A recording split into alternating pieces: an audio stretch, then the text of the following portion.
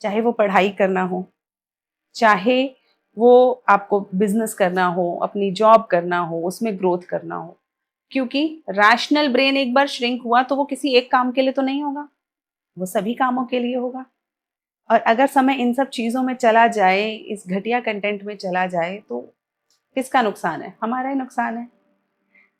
Chinese philosophers ने और बहुत सारी इंडियन फिलोसफीज ने एक बात कही है कि हमारा दिमाग एक गार्डन की तरह है। गार्डन होता है ना, उसकी तरह है।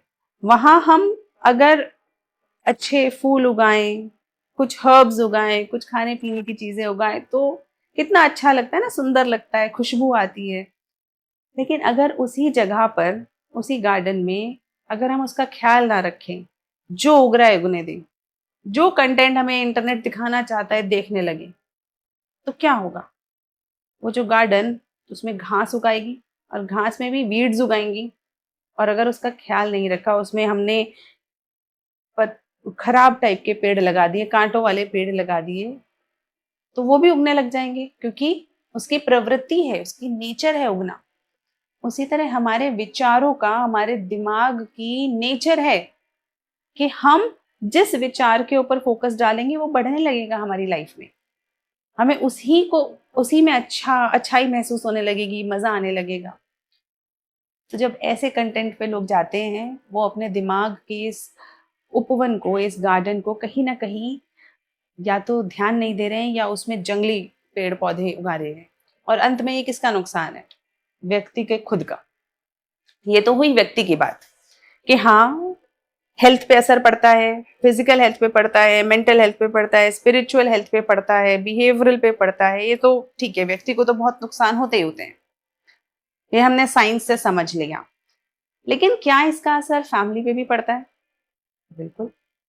क्योंकि जिस तरीके का कंटेंट कई बार दिखाया जाता है, उससे आपके फैमिली लाइफ, आपके रिलेशंस, इन सब के अंदर एक एक खिंचाव महसूस होता है। यानी आपकी, अगर आप ऐसी कोई चीज देख रहे हैं जिसके अंदर ऐसे दो रिश्तों की बात हो रही है जिनके बारे में इस कंटेक्स्ट पे बात नहीं होनी चाहिए, सेक्सुअल तरीके से बात नहीं होनी चाहिए, सेंसुअल तरीके से बात नहीं होनी चाहिए, अगर आप उस कंटेंट को कहीं पे पढ़ते हैं, कहीं पे देखते हैं, तो वो जो कंटेंट है कहीं ना कहीं आपके पर्सपेक्टिव, आपके नजरिए में एक अंतर डाल देता है।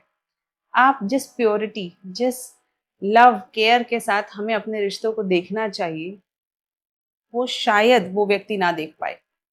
उसको वहां पर एक अलग तरीके का सेक्सुअल रिलेशनशिप नजर आए, जो कि इन प्योरिटी ऑफ फैमिली लाइफ को खत्म करता है, प्योरिटी ऑफ रिलेशंस को खत्म करता है। और हम सबकी कोर वैल्यूज, कोर पीस, शांति सबसे पहले, सबसे ज्यादा तब होती है जब हमारे core values, core family values सही रहते हैं। डिस्टर्ब्ड, डिस्टॉर्टेड फैमिली वैल्यूज में, फैमिली स्ट्रक्चर में हमेशा केओस होता है। तो पहला तो वो। और दूसरा, रियलिटी और रील का अंतर ब्लर हो जाता है। एक होता है रियलिटी, रियलिटी जैसा नेचर ने इन सारी एक्टिविटीज को, इन सारी बातों को जिस तरीके से स्ट्रक्चर किया है, बनाया है, प्रकृति ने जैसा दिया है।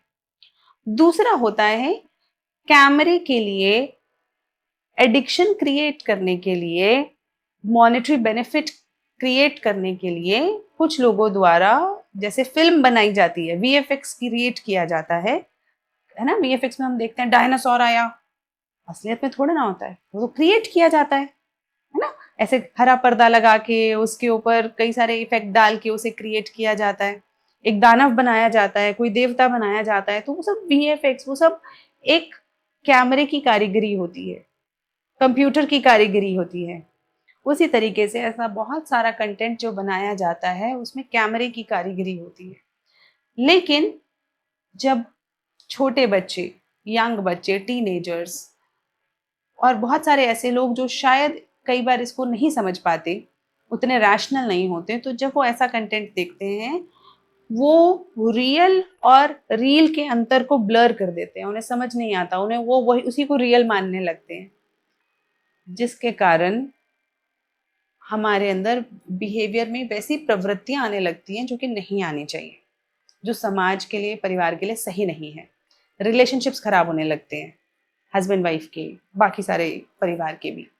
तो हमें we have to be very understanding कि जो हमारा पर्सपेक्टिव है खासकर कि इस टाइप के कंटेंट को लेके, उसे हम समझें कि ये किस लिए बनाया जा रहा है।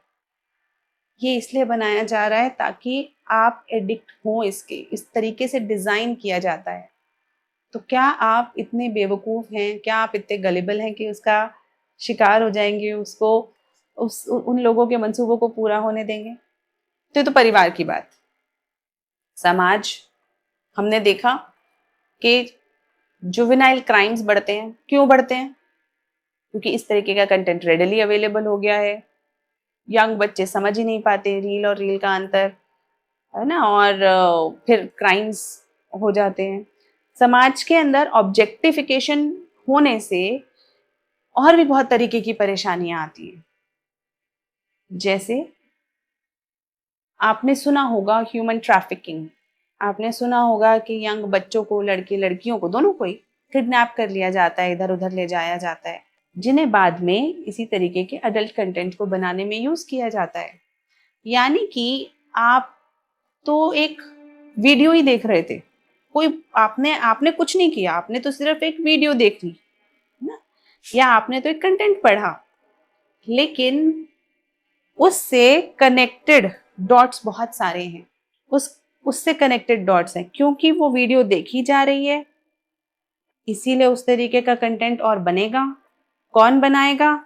उसके लिए ऐसे विक्टिम्स को ढूंढा जाए जिन्हें की पकड़ के जबरदस्ती टॉर्चर करके, परेशान करके, उनकी डिग्निटी को ट्रैम्पल करके उनसे ये वीडियोस बनवाई जाए। यानी कि आपने तो बड़ा इनोसेंट सा एक एक्ट किया कि मुझे देखने का मन था, देख लिया, मैंने क्या किया, लेकिन आपको नहीं पता इसके चेन, इसकी तारें कहाँ तक जुड़ी हुई हैं। क्या आप उस तरीके की किसी एक्टिविटी के अंदर अपना छोटा सा ही सही, तिनके भर भी, क्या आप अपना कंट्रीब्यूशन देना चाहेंगे? नहीं ना।